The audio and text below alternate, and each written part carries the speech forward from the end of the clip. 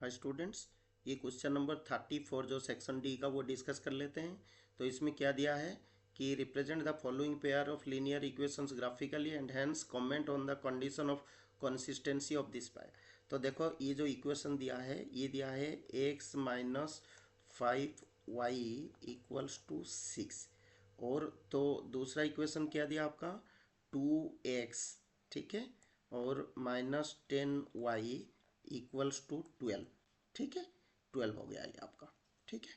तो अगर ये दो इक्वेशन आप देखते हो, आपको पता है कैसे ड्रॉ करते हैं। तो ड्रॉ करने के लिए हम क्या करेंगे, देखो ये ऑलमोस्ट सेम टाइप हो रहा है। तो इसको अगर मैं दो इधर मल्टीप्लाई कर देता हूँ तो ये मेरा ये सेम चीज़ आ जाएगा, राइट।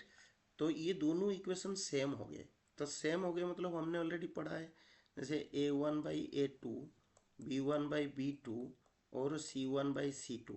अगर हम ओरिजिनल इक्वेशन लेते हैं तो 1/2 ये हो जाएगा, 5/10 1/2, और ये हो जाएगा 6/12 1/2। तो ये 1/2 हो गया। तो इससे हम क्या पता चलता है कि ये कंसिस्टेंट होंगे।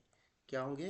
कंसिस्टेंट होंगे। कंसिस्टेंट मतलब आपको पता है कि it will be have infinitely many solutions, ठीक है, इन्फाइनाइटली मैनी सॉल्यूशंस, ठीक है। ये आपको समझ में आ गया। अब ये क्या बोला है कि represent the following power, graphically दिखाना भी पड़ेगा आपको। तो ग्राफिकली जब आप दिखाओगे आपको पता है कि पहला का देख लो, जैसे x को आप 0 पुट कर दो तो y का वैल्यू कितना हो जाएगा, इधर देख लो -5y, तो 5y उधर ले जाओ तो 0, ये -6 हो जाएगा। मतलब y का वैल्यू जो होगा वो -6/5 हो जाएगा, ठीक है, -6/5 हो जाएगा।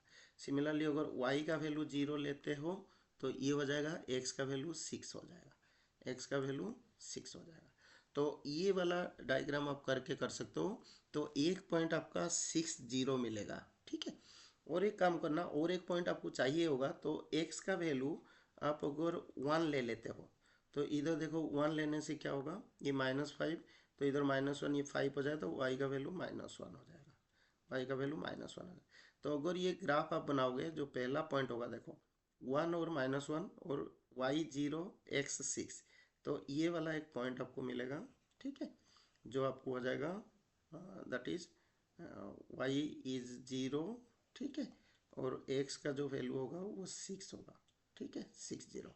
और जो दूसरा पॉइंट आप देखोगे वो है 1 -1, तो ये 1 और ये -1, मतलब ये इस तरफ करके होगा, ठीक है, और ये होगा 1 -1। तो इसको आप बना दोगे तो ये लाइन खींच लेना, ठीक है। तो ये आपका ग्राफिकल रिप्रेजेंटेशन हो गया। दूसरा क्या बोला, अगर इसको लोगे x का वैल्यू 0 तो सेम चीज़ आ जाएगा आपका, ठीक है, y का वैल्यू 0 ले लोगे तो 2x 12, तो x = 6। मतलब ये दोनों जो लाइन होंगे ये आपका कोइंसाइड होगा, ये दोनों लाइन कोइंसाइड होगा, ठीक है, समझ में आ गया। So this is the complete solution of your question number 34। तो इतना अगर आप लिख के आओगे तो आपको फुल मार्क्स मिल जाएंगे, ठीक है। Thank you.